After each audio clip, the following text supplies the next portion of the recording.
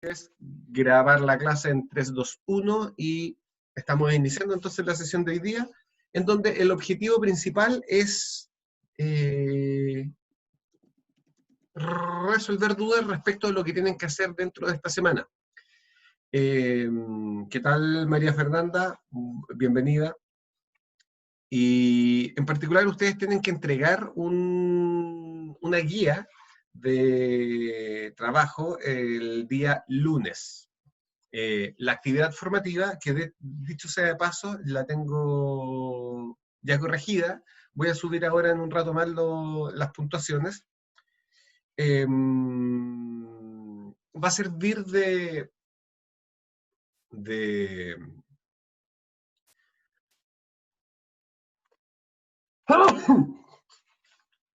va a servir de retroalimentación para que ustedes puedan desarrollar apropiadamente la guía, porque la actividad formativa era sin nota, o mejor dicho, con una nota simulada. La guía de trabajo que ustedes tienen que entregar el lunes es con nota, y esa es una de las 3 notas que conforman la nota de la primera unidad, que a su vez es el 50% de la asignatura. Así que veamos. No sé si ustedes revisaron la guía que está en el aula virtual.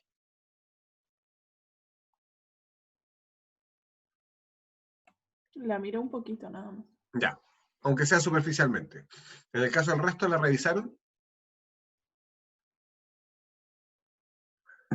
Si no la han revisado, no la han revisado, pero me gustaría saber si todas las personas presentes ya. Por ejemplo, Diego no la ha revisado todavía. Lo que ustedes tienen que hacer en la guía número 1 es... ya, Mario, por ejemplo, dice solo vio el video. Ya, partimos por algunas cosas. Así que les voy a abrir la guía y les voy a compartir la pantalla. Lo que sí, me voy a demorar un poco porque tengo que entrar al aula virtual. Lo que ocurre es que acá yo tenemos 2 computadores acá en esta casa. Y esa guía yo la hice en el otro computador. Entonces, por lo tanto, no la tengo directamente accesible, tengo que entrar al aula virtual. Así que, como diría el Chavo, aguántenme tantito.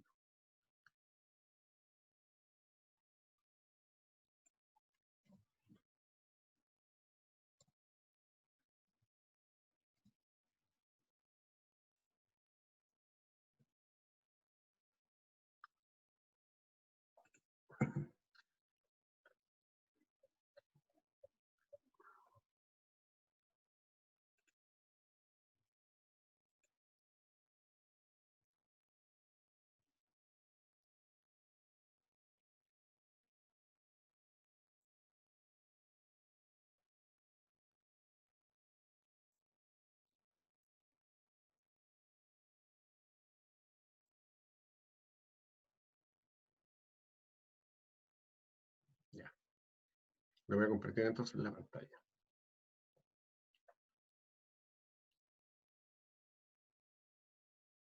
¿Se ve entonces la guía? ¿La están viendo? Yo creo que sí, ¿o no? No. Se detuvo el compartir pantalla. Ahora sí, segunda oportunidad. Ahora sí que sí. Ahora sí que la están viendo, ¿cierto?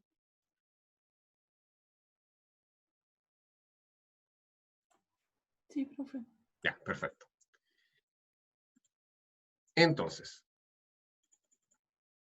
acá dice, objetivo de la actividad. Comprender los siguientes conceptos. Técnica de estudio, proceso cognitivo, conocimiento tópico o conocimiento del tópico, acción de apoyo y metacognición. ¿Por qué? Porque la idea de esta semana es conocer un modelo de estrategias de aprendizaje, o lo que es lo mismo, una definición de lo que es una estrategia de aprendizaje con sus elementos. Y este es un modelo de estrategia de aprendizaje de un autor de apellido Dancero, se escribe Danserau, pero es francés, así que se pronuncia Dancero. Al igual que la actividad anterior, es individual, y ustedes para realizarla necesitan realizar estos 2 elementos. La clase sincrónica, que es el video al que se referían ustedes, y un artículo de 7 páginas que se llama Manual del Estudiante o de la Estudiante, y que versa sobre un tópico que es bastante jabonoso, que es la metacognición. que no recuerdo si lo vimos ya en sesiones anteriores, pero es la capacidad de la mente humana de volcarse sobre sí misma. O lo que es lo mismo, la capacidad de la mente humana de referirse a sí misma.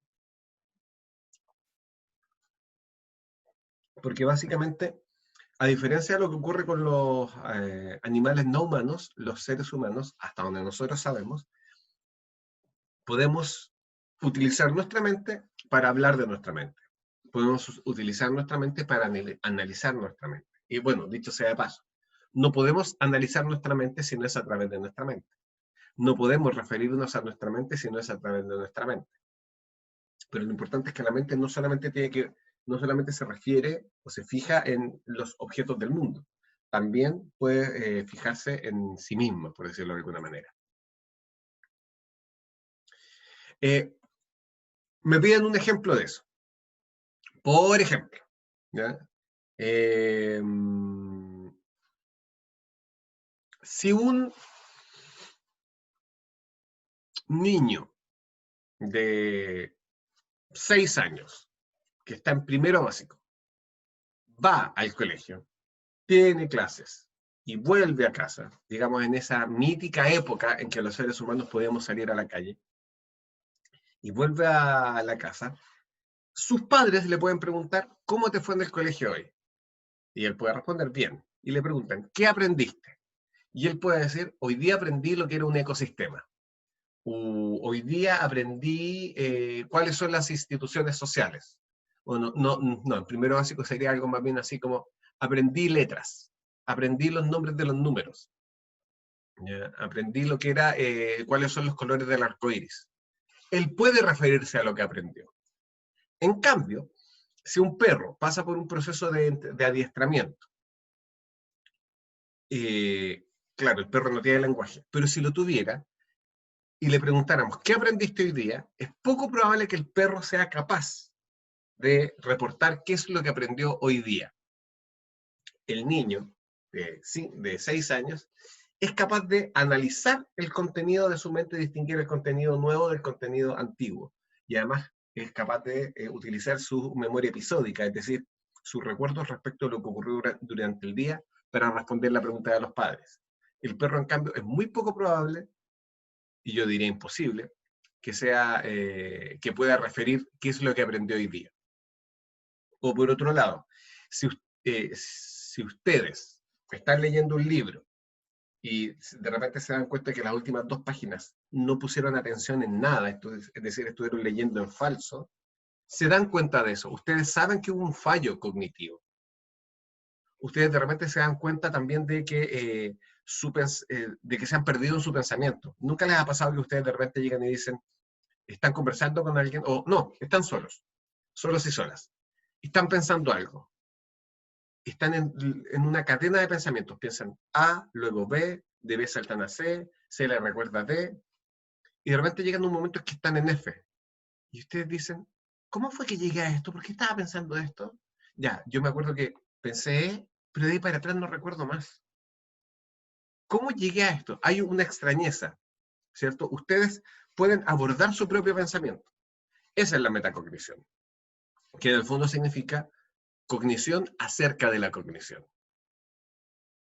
Ahora, ejemplos hay muchísimos, pero ¿por qué la metacognición es importante? Porque nosotros los seres humanos somos capaces de analizar nuestra cognición y de intervenirla o cambiarla. Ese es el negocio en el que estamos. Eso es taller de desarrollo cognitivo, una intervención metacognitiva.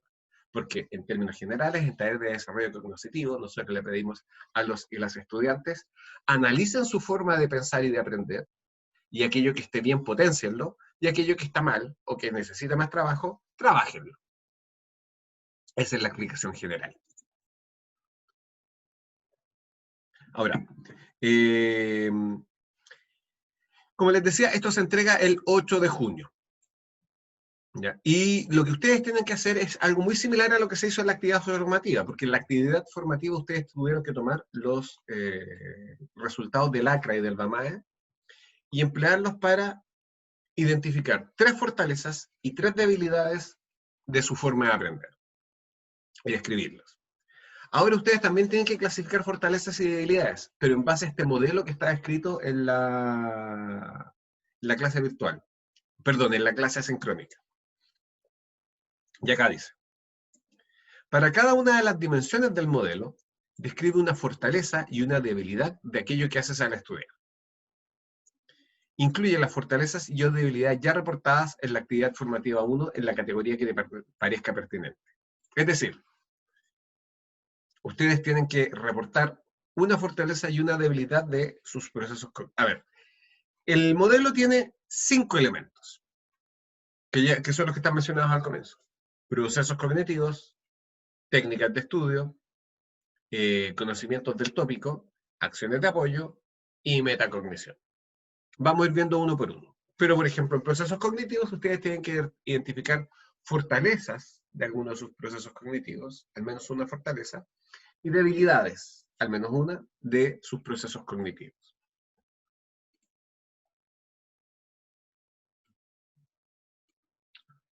Veamos, ¿qué son los procesos cognitivos? Está escrito en el video, pero haciendo una descripción más bien somera, procesos cognitivos son procesos de pensamiento. Todo lo que ocurre en vuestra mente.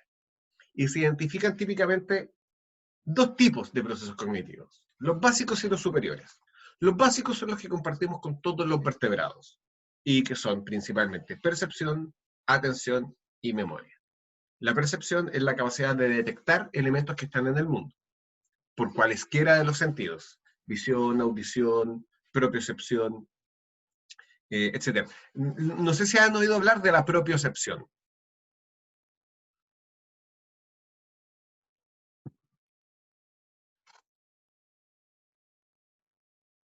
Esta es la parte en la que yo espero una respuesta de vuestra parte.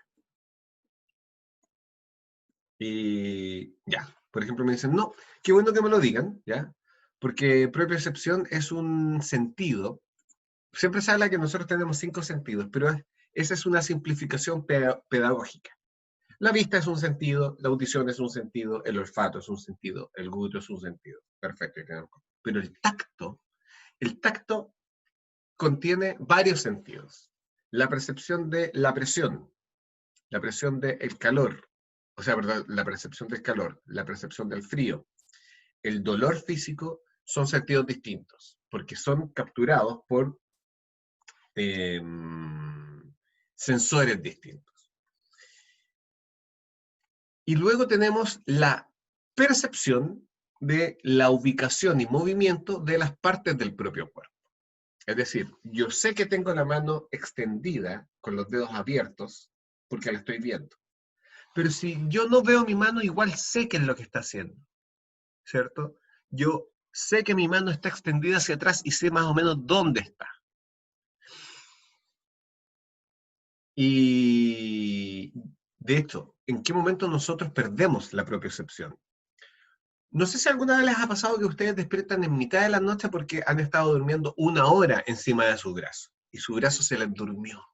Y ustedes están tremendamente dormidos o dormidas y ustedes, sin abrir los ojos, levantan el brazo y pierden la noción de dónde está su brazo. Yo todavía me acuerdo una vez que yo estaba durmiendo y de repente sentí que mi brazo estaba dormido y quise moverlo y no respondió, pero de repente algo me tocó la cabeza y tardé algunos segundos en darme cuenta de que ese algo era mi brazo. Lo moví, respondió, pero yo no sabía que había respondido. A ese nivel de bloqueo de la propiocepción. Y quienes son expertos en propiocepción son los gatos. ¿Han visto alguna vez un gato caminar por encima de una mesa que está llena de objetos? Salvo los teclados. Los gatos les encantan los teclados. Pero si ustedes tienen en torno al computador frascos de perfume, una taza con café, el celular, el gato va a sortear todos esos obstáculos y cuando ya no esté mirando, cuando su cabeza haya pasado, los objetos que están detrás los va a esquivar, es decir, sus patas traseras van a esquivar los obstáculos sin problemas. Porque el gato, entre comillas, sabe exactamente dónde están sus patas traseras. Esa es la propiocepción. Ya. Y la primera, uno de los primeros elementos, uno de los primeros procesos cognitivos es la percepción. Y existen muchas formas de percibir el entorno. La visión es una, el olfato es otra. La propia percepción tiene que ver con percibir no el medio ambiente, pero sí algo externo a la psiquis humana. Porque vamos a entender que la psiquis es este espacio virtual en donde ocurren cosas, en donde ocurren vivencias. El cuerpo es externo a la psiquis. Es decir, es una distinción bastante artificial, decir que el cuerpo es algo separado de la mente. A fin de cuentas, la mente reside en el cuerpo. Si ustedes ven crecer a un niño, ustedes se van a dar cuenta de que al comienzo no hay realmente una mente ahí. Cuando el niño está recién nacido, la mente es muy, muy básica. Y comienza poco a poco a crecer siempre dentro de un cuerpo. Y los niños aprenden a hacer cosas en la medida en que tienen un cuerpo para hacerlas. La psiquis de un ser humano evolucionaría muy distinto si naciera en un ser extraterrestre que tuviese 8 tentáculos, porque aprendería a hacer muchas cosas distintas. Y si ustedes tienen, imaginemos que nosotros tenemos una mente y podemos copiarla y duplicarla. Y ambas mentes que son idénticas, o semillas de mentes, nosotros las pusiéramos en un ser humano y en un extraterrestre pulposo, un extraterrestre con 8 tentáculos. Esas mismas mentes éticas evolucionarían de manera muy distinta porque los cuerpos son distintos. Por eso esa distinción entre mente y cuerpo es artificial. Pero yo voy a entender que la percepción del cuerpo es externa a la psiquis. No obstante, no es el medio ambiente, ¿ya? Es algo más bien intermedio. Pero esa es la percepción. Luego viene la atención, que también es un proceso cognitivo básico y que es básicamente la capacidad de mantener los órganos sensoriales enfocados en un objeto. Y básicamente seguir un objeto con la mirada es atención. Y al mismo tiempo la atención implica bloquear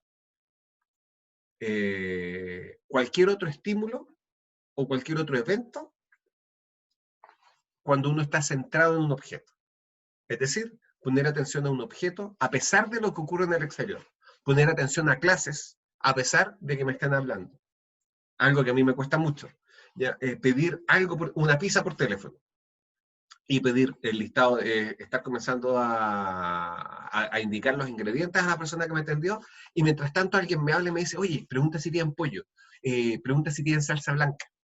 Me cuesta mucho hacer eso en paralelo. En general, lo que yo tengo que hacer es parar la conversación, esperar un poco y ponerle atención a la persona que tengo al lado. Eso es la atención. Y en tercer lugar, tenemos la memoria, que es la capacidad de registrar información y recuperarla después cuando sea pertinente. Hay muchos tipos distintos de memoria. La memoria no es un almacén o una capacidad o un proceso unitario. Hay sistemas de memoria que son más bien básicos, animalescos, casi reptilianos, incluso previos, como por ejemplo en la memoria que está involucrada en el aprendizaje por condicionamiento. Y hay memorias que son muy, muy lingüísticas y exclusivas del ser humano, como por ejemplo la memoria verbal o la memoria episódica, que es recordar lo que ha ocurrido. Pero siempre se dice que la memoria es un proceso cognitivo básico porque hasta donde sabemos todos los animales tienen memoria y el ser humano es solamente un animal más. En eso no nos diferenciamos mucho. Lo que sí después nosotros tenemos procesos cognitivos superiores que son los que son exclusivos del ser humano. Y que son, en primer lugar, el lenguaje. Ahora, el lenguaje es más bien intermedio. ¿Por qué? Porque todas las personas aprenden a hablar. Todas las personas que sean neurotípicas aprenden a hablar. Ya sea que les intencionen hablar o ya sea que no les intencionen hablar. El ser humano, al estar expuesto al lenguaje, aprende a hablar por naturaleza. Hablar bien o hablar mal es otro tema, pero en la medida en que hablan alrededor nuestro, vamos a aprender a hablar. Y luego vienen otros procesos cognitivos que ya son muy superiores porque son no solamente exclusivos del ser humano, sino que además no todos los seres humanos los desarrollan de la misma manera. Razonamiento, toma de decisiones, imaginación, creatividad. Esos son procesos cognitivos y son el primer elemento del modelo.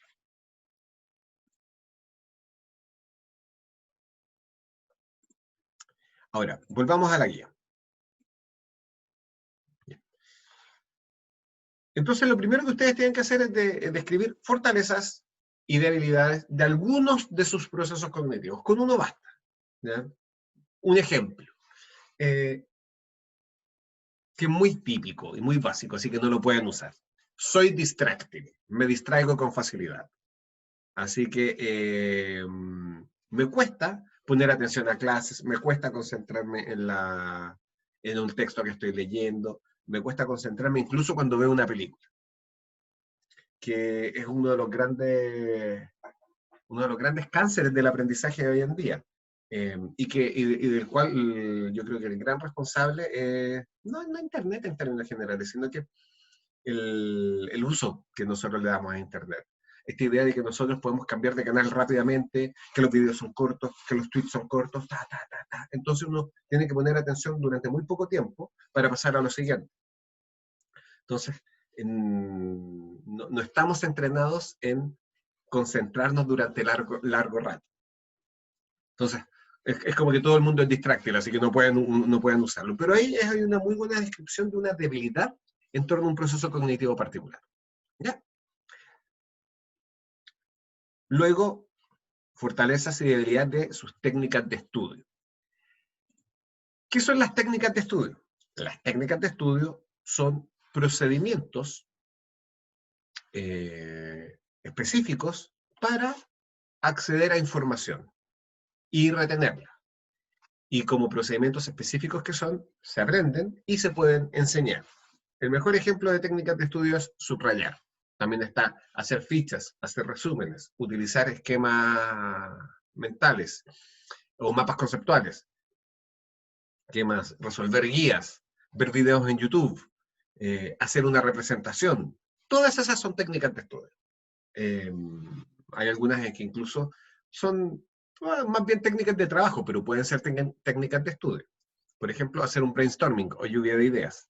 Todos esos procedimientos pequeños que se pueden enseñar, algunos son más complejos, todas esas son técnicas de estudio. Y ahí ustedes pueden definir alguna técnica de estudio que ustedes ejecuten bien y alguna técnica de estudio que ustedes consideren valiosa, pero que no la saben ejecutar o la ejecutan mal y que necesita más trabajo. Luego tenemos ahí dice estrategias, debería decir acciones.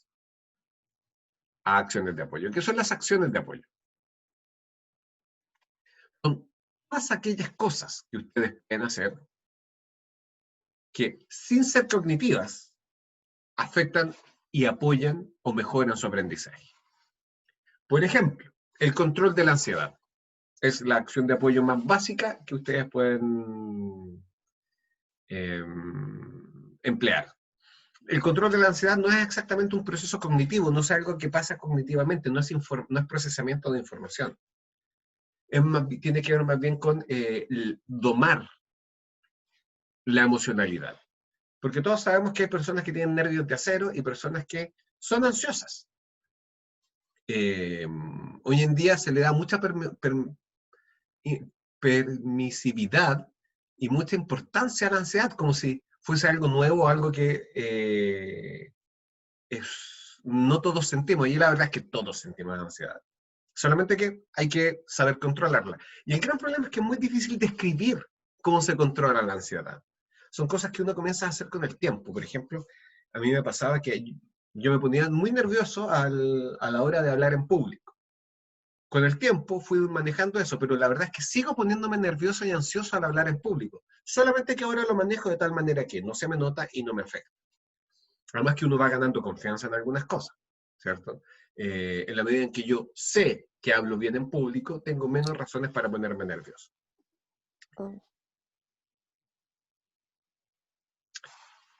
Entonces, esas son acciones de apoyo. También hay otras que tienen que ver no tanto con lo que puede hacer uno, sino que más bien con el manejo del ambiente. Por ejemplo, las personas que viven en lugares, en casas en donde la familia o el grupo social con el que uno vive es tremendamente invasivo. A uno le hablan y le piden cosas a pesar de que saben que uno está estudiando. No solamente es molesto, sino que además eso realmente sabotea el estudio. Hablar con la familia y decirles, por favor, yo realmente necesito concentrarme, aunque sea una hora, cada vez que ustedes me piden algo me distraigo y me cuesta comenzar de nuevo, así que necesito paz y quietud durante una hora. Y uno hace un compromiso con la familia, porque además que los padres de uno le dicen a uno, Es que yo necesito realmente que saquen la basura, yo realmente necesito que cuelguen la ropa, porque la casa no funciona sola y yo tengo otras cosas que hacer. Perfecto, hagamos un trato. Yo hago todas las tareas domésticas que tú me pidas y una vez que las termine me pongo a estudiar, pero durante esa hora o esas 2 horas no me molesten. Perfecto, perfecto. Hacer eso también es una acción de apoyo, que podría ser contar con la familia. Siempre hay que tratar de buscar términos lo más técnicos posibles, pero es contar con la familia, ¿ya? Todo eso son acciones de apoyo. Y ahí ustedes tienen que definir fortalezas y debilidades de las acciones de apoyo que ustedes ejecuten.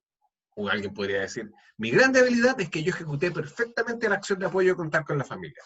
Hice el contrato con ellos, cumplí mi parte, pero ellos no cumplieron. ¿Ya? Por ejemplo, ahí está. Así que eso respecto de procesos de aprendizaje, procesos cognitivos, técnicas de estudio y acciones de apoyo. Luego, dice, describe al menos un conocimiento específico de una materia que consideres que has necesitado para comprender contenidos que estés viendo por primera vez o que consideres que se podrían poner en juego en alguna de las asignaturas de la carrera. Y eso hace referencia a el conocimiento del tópico, que es lo mismo que conocimiento de materias.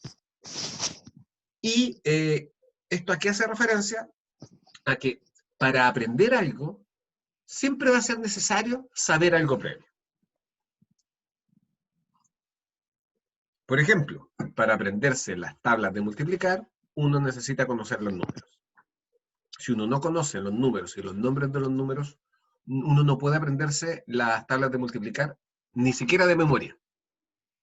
Para aprender las señales del tránsito o para aprender a manejar, uno necesita saber leer.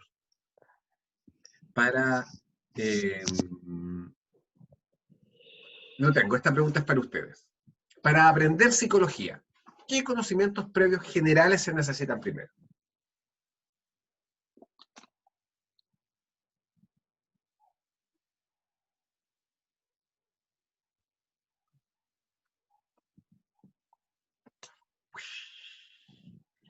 ¿Qué es eso?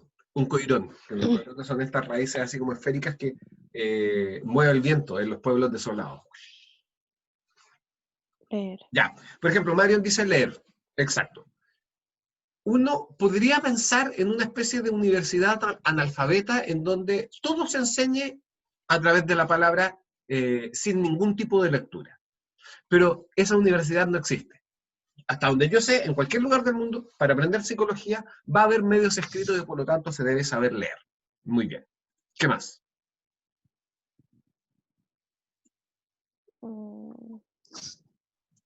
Solo leer. Si uno sabe leer, listo, aprende psicología. Escribir, sí, pero en honor a la verdad, que a mí la trampa es un poquito, o sea, la respuesta es un poquito trampa. Porque saber leer y saber escribir están casi al mismo nivel. Pero sí, saber escribir. Profe, y un poquito de biología igual podría servir porque, por ejemplo, con el tema del cerebro, conocer algunas partes, no sé, cualquier cosa sirve por lo menos en biología. Marión, absolutamente sí, porque en cualquier carrera de psicología, hasta en la más hippie, les van a hablar de el cerebro, la médula, la neurona, el lóbulo frontal, el hipotálamo, la hipófisis, la amígdala. Por ejemplo, para entender el potencial de acción, que ustedes lo van a ver en neurociencia, ¿ustedes saben lo que es el potencial de acción? Para los que no lo sepan, el potencial de acción es el mecanismo por el cual se conduce un pulso eléctrico a través del axón de la neurona, que es el canal de salida del soma o corpus de la neurona. La neurona es una célula que tiene irritabilidad, es decir, que es capaz de responder a estímulos de otras células. Y responde generando un pulso eléctrico, y ese pulso eléctrico es básicamente una despolarización progresiva de la neurona, de la membrana. O lo que es lo mismo, hay concentraciones de iones, es decir, de elementos químicos cargados eléctricamente, que cambian violentamente. Acá está la membrana, y cambian violentamente. Y con eso se genera una diferencia voltaica muy mínima que va moviéndose a lo largo de la neurona, y llega al final de la neurona y eso ¡pum!, genera que se libere calcio, y eso a su vez genera que se libere un neurotransmisor que manda una señal a la neurona siguiente. Eso ocurre muy rápido.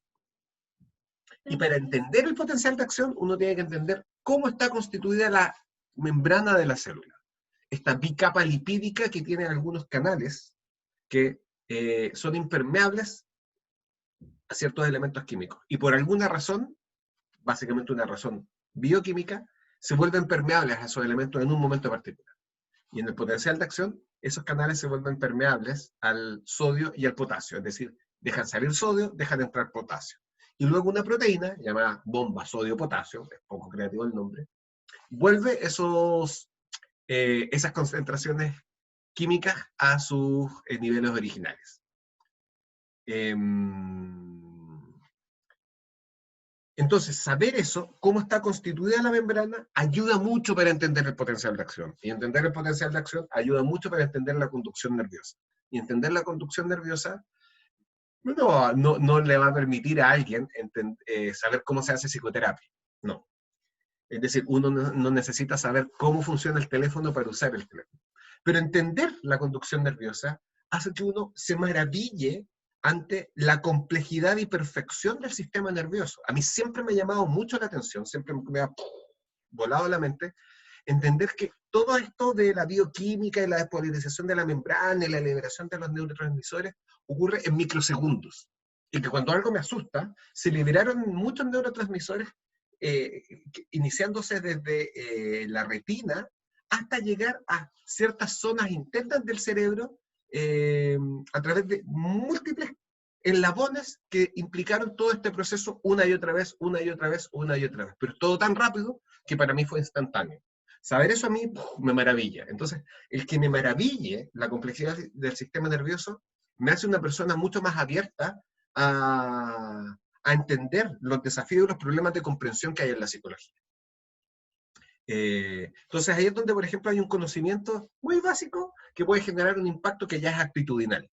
Yo siempre he creído que las personas que no valoran la complejidad del sistema nervioso y la complejidad del mundo son personas que están un poquito muertas por dentro. Pero bueno, esa es mi opinión. Ahora, Macarena decía, otro conocimiento del tópico que se pone en juego en psicología, a priori, es decir, previamente, es conocer las teorías básicas de los padres de la psicología. Pero yo creo que no. ¿Por qué no? Porque no es necesario saber eso para entrar a estudiar psicología. A uno se lo van a enseñar dentro de psicología. ¿Ya? No es un conocimiento previo que uno requiera. Claudia dice, ¿tener comprensión lectora? Sí, es absolutamente necesario tener comprensión lectora. Pero podríamos decir que en el fondo eso es saber leer. En el fondo, por saber leer nos referimos a saber leer bien. Porque nosotros sabemos perfectamente que está el leer automáticamente como zombie, es decir, identificar letras para formar sílabas y a su vez identificar palabras y pronunciar las palabras mentalmente, ¿cierto? Y, por ejemplo, describe al menos un conocimiento específico de una materia que considera, listo, leí. Pero otra cosa es comprender lo que uno lee. Realmente cuando nosotros hablábamos de leer y de escribir, nos referimos a leer bien y escribir bien. Así que en ese sentido, sí, también es parte de la respuesta, pero estaba incluida el leer. Entonces, claro, una cosa son los conocimientos que uno va a aprender en una carrera. Y otra cosa son los conocimientos que uno requiere para, a priori, es decir, previamente, para aprender bien en una carrera. Un buen ejemplo está en la carrera de pedagogía en inglés. Que esa es una carrera engañosa. ¿Por qué? Porque muchas personas entran a pedagogía en inglés creyendo que adentro les van a enseñar inglés. Y no es así. Se asume que la persona ya sabe inglés a nivel intermedio o avanzado, no básico. Adentro no les van a enseñar inglés. Se supone que ya conocen la estructura básica del inglés y que por lo tanto son capaces de leerlo, pronunciarlo. Lo que se enseña en esa carrera se enseña a enseñar inglés. Entonces, esa es una gran decepción para muchas personas que entran a estudiar esa carrera. ¿Ya? Y ahí es donde se nota cómo hay un conocimiento del tópico que se demanda para estudiar esa carrera. Mario, tú dices que el inglés es una materia básica para psicología. Sí, podría ser, pero... Es que creo que en años posteriores vamos a tener unos ramos de inglés. Entonces me imaginé quizá... Sí, ¿qué es lo que ocurre? No es básico para psicología porque toda la carrera podría ser en castellano y en general es poco lo que ustedes van a tener que leer en inglés, pero sí van a tener que leer en inglés. Lo que sí es que es una... ¿por qué está esa asignatura ahí? Porque es una intención de la universidad que transversalmente en todas las carreras los estudiantes estén preparados para acceder al conocimiento a nivel mundial. Y hoy en día, desde hace un tiempo enorme, o sea, yo diría desde los años, de todo el siglo XX, y yo les diría desde la década de 1860, 1870, el lenguaje de la ciencia es el inglés. La mayor parte de la productividad mundial de conocimiento se hace en inglés. Si ustedes buscan en Google académico, en una base de datos especializada, por ejemplo, metacognición, les van a salir 800 papers. Pero si buscan metacognition, a ustedes le van a salir 8000 papers. Es cosa de que ustedes entren a Wikipedia. Miren. En Wikipedia ustedes acceden a una pantalla inicial. Yo creo que todos ustedes han entrado a Wikipedia. Está cargando, se los prometo. Casi que nunca se demora tanto. ¿Qué pasa acá? Bueno, obviamente justo ahora, no sé cómo me ven, porque la verdad es que está muy lenta esta cosa. Bueno, ven la pantalla de Wikipedia, ¿cierto? Ahí se nota que en español hay 1.602.000 artículos, mientras que en inglés hay 6.090.000 artículos, es decir, hay como 5 veces más artículos en inglés que en español. Y eso es Wikipedia ahora, y Wikipedia es un muy buen reflejo de la productividad mundial, porque al final es una enciclopedia de código abierto, todo el mundo contribuye. Lo vergonzoso para nosotros los hispanoparlantes, que somos aproximadamente 1.000 millones de personas, es que otros idiomas hablados por grupos más reducidos de gente tienen más artículos. Pensemos, por ejemplo, en el alemán, 2.439.000 artículos. Y el alemán lo hablan, no sé, 50 millones de personas. El italiano que se habla en un solo país y una región de Suiza, 1.611.000 artículos. Y así, ¿ya? En polaco hay menos artículos que en español, pero polaco. Es decir, ¿se dan cuenta? En Hispanoamérica se produce poco conocimiento y eso se refleja tanto en una enciclopedia abierta y popular como Wikipedia, como en sistemas especializados de producción de conocimiento. Así que por eso es que se enseña inglés no solo en psicología, sino que en todas las carreras de la universidad. Ahora, lo que sí, yo opino personalmente que con una asignatura nadie aprende a hablar inglés.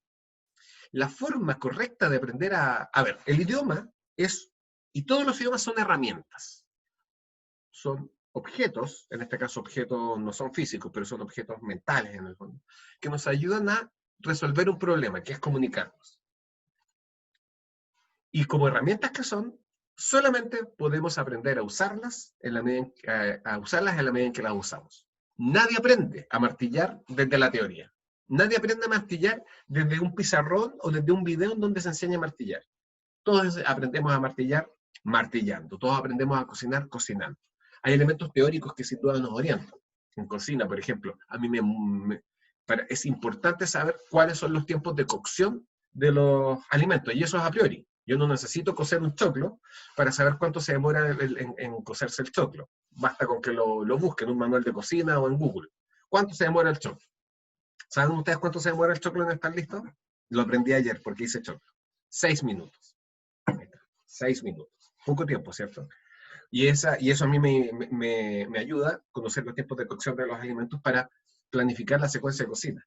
Siempre uno tiene que partir por las cosas que más se demoran, como en el asado, que se parte por el pollo, o en la cocina, en el sartén, que se parte por la cebolla.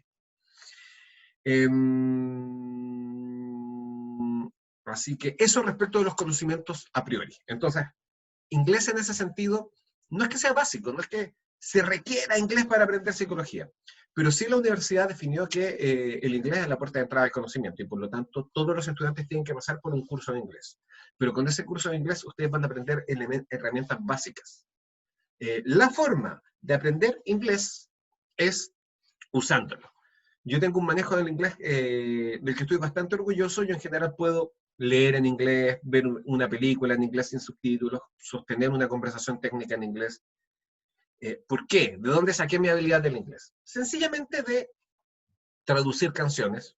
A mí siempre me ha gustado el rock. El rock primariamente está cantado en inglés. Y a mí me interesaba saber de qué hablaban las letras de lo que yo escuchaba. Así que ahí comencé yo a traducir algunas letras con un diccionario, en una época en que no existía internet, así que por lo tanto ahí con el diccionario a mano. Y poco a poco, y por sobre todo, videojuegos. Yo de chico jugaba muchos videojuegos que tenían texto y necesitaba entender lo que decían las instrucciones para poder acceder a lo siguiente. De hecho, yo tenía un juego en Atari que era puro texto. No había ni una imagen. Era el juego más abstracto que existe, que se llama Zork. Y que es un hito dentro del desarrollo de los videojuegos, porque en el fondo la programación era simple, era la imaginación lo que más se ponía en juego. Y ahí con mi hermano, los dos, con un diccionario tratando de entender qué era lo que decía el juego, y poco a poco comenzamos a hablar un poquito más en inglés, a pensar en inglés, y así en adelante se abrió una puerta de entrada que me permitió aprender mucho más. Mientras uno más sabe, más puede aprender. Esa es la forma de aprender a hablar inglés. Y por lo tanto, el mejor maestro de otro idioma es ir a otro país y hablar con los nativos. O, por ejemplo, un programa que tiene la Universidad Católica de Valparaíso es el PIE, el Programa de Intercambio Estudiantil, el Programa de Intercambio Internacional Estudiantil, PIIE. Vienen estudiantes de otras universidades y los estudiantes de la Católica se van a otras universidades. La Valparaíso también tiene, pero la Valparaíso más bien manda gente y trae poca gente para acá. Y la cosa es que en el PIE, en la Universidad Católica, hay un sistema que no me acuerdo cómo se llama, pero que es algo así como intercambio de idioma. Y que se juntan un gringo, por ejemplo, con un chileno, y a hablar una hora, pero es media hora en inglés, media hora en castellano. De esa manera, ambos practican el idioma que desean aprender. Porque esto, es muy frustrante hablar con estudiantes de intercambio que vienen a Chile, porque uno asume que ellos van a hablar en inglés, y no, la mayoría de ellos ya sabe castellano de antemano y vienen a practicar castellano, por lo tanto están interesados en hablar en castellano. Así que este contrato comunicacional es muy útil para que ambas partes practiquen lo que desean practicar. Pero así es como se aprende inglés, por lo tanto esta asignatura es una puerta de entrada. Ninguno de ustedes de esa asignatura va a salir hablando o leyendo en inglés que se requiere en la carrera. Leer un paper en inglés va a implicar desafiarse y comenzar a tratar de, y tener a alguien al lado que sepa inglés, o ir utilizando el traductor de Google, que es una herramienta que es súper complicada. ¿Por qué? Porque el traductor de Google cada vez es mejor. Y por lo tanto ustedes pueden copiar, pegar en el traductor de Google y la traducción que les va a aparecer va a tener algunos problemas gramaticales y va a haber cosas que no se entiendan y que están mal traducidas. Pero el gran porcentaje de ese texto va a estar bien traducido y les va a dar una buena idea de qué se trata. Pero el problema es que eso hace que uno permita que el trabajo lo haga otro. Que en el fondo, utilizando el traductor de Google, uno jamás va a aprender inglés. Todo lo contrario. Es como que alguien a uno le haga las tareas. Así que por lo tanto hay que usarlo, yo creo, en casos claros que uno tiene que entender lo que dice el texto. Pero para aprender inglés es uno el que tiene que comenzar a decodificar lo que está ahí al frente. Y siempre va a ser de manera humilde, y después con el tiempo uno va a ir acelerándose un poquito más. Así que esa es la forma de aprender inglés, creo yo. Así que esa es la segunda parte de la guía. Fortaleza de debilidades o de un conocimiento del conocimiento de las materias. ¿Y por qué es aparte? Porque realmente el conocimiento no son procesos, sino que es información. ¿Ya? No tiene que ver con lo que yo soy capaz de hacer, tiene que ver más bien con lo que yo sé. Por eso esta parte. Y en tercer lugar, dice acá, explica por qué los puntos 1 y 2 corresponden a un análisis metacognitivo según lo que han revisado en el material. Que recuerden nuevamente, el material son la clase sincrónica y el manual de la estudiante o el manual de la estudiante. Porque lo que ustedes hicieron anteriormente fue un análisis metacognitivo. ¿Por qué? Y esta pregunta va dirigida a que ustedes demuestren que entendieron lo que es metacognición. Y por eso es que ustedes tienen que leer ese artículo de 7 páginas acerca de la metacognición. Y eso es lo que tienen que hacer de aquí al lunes. No sé si tienen alguna duda o alguna pregunta al respecto. No, profe. ¿No? No. Perfecto, pues. ¿Ya? Porque y eso es lo que ustedes tienen que partir a hacer en el fondo. Y como les digo, yo ahora voy a subir en un ratito más el listado con Ruth de las evaluaciones de la actividad formativa 1, para que se orienten. ¿Ok? Así que revisen eso, revisen la guía, la clase asincrónica, el manual del estudiante, y en 2 horas tienen esto listo. Así que bien, pues, damas y caballeros, chicos y chicas, vamos a quedar hasta acá entonces hoy día. Pero siempre recuerden que puede surgir alguna duda, alguna pregunta de última hora. Pueden hacerla ahora. No les voy a decir hablen ahora o callen para siempre, porque si no hablan ahora, pueden comunicarse conmigo a través del correo electrónico, o mejor aún, postear su consulta en el foro de consultas y novedades del aula virtual, porque la respuesta les sirve a todos y a todas. ¿Ok? Así que bien, pues, chicos y chicas, nos vemos entonces. Ha sido un gusto tenerlos y tenerlas acá. Paz.